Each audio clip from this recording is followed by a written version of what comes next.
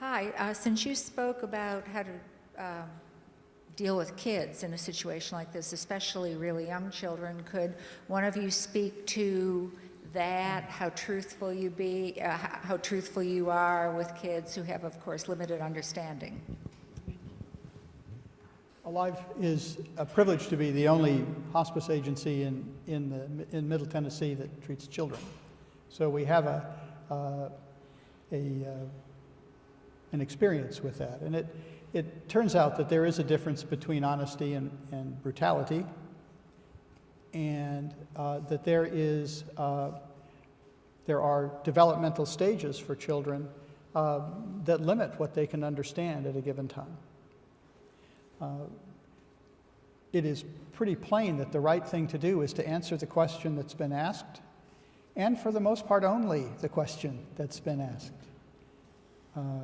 There are actually people in this audience who could probably answer this question much better than I. We have a pediatric palliative care physician here from Monroe Carroll who does this all the time. But the issue here is that in our attempt to protect people, we start telling things that aren't entirely true, and then we have to keep track. I think in all things it is better to be straightforward, to listen to the question and answer the question, and not read into it what an adult might mean by asking that question.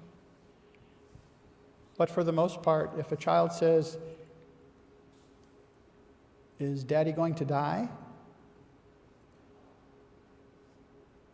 that's pretty much a yes or no question. Or maybe. Or it's possible. Or what do you think? Because commonly that's a need to express something else. One of the hardest things for physicians to learn to do in palliative medicine is actually twofold. One is to ask the question, and the other is to be quiet long enough to hear the answer. I would just like to echo what Dr. Tribble is saying. I think the most important thing is to really listen to the question asked.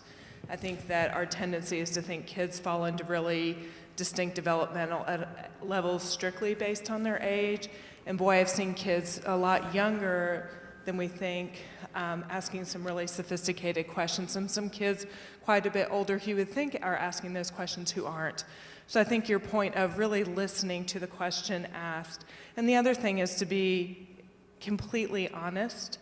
I think kids know when you are not honest with them. And to lose trust with them during such a critical time, I think, is really tragic and makes it very difficult for them. I do think we can be honest and share information without being brutal.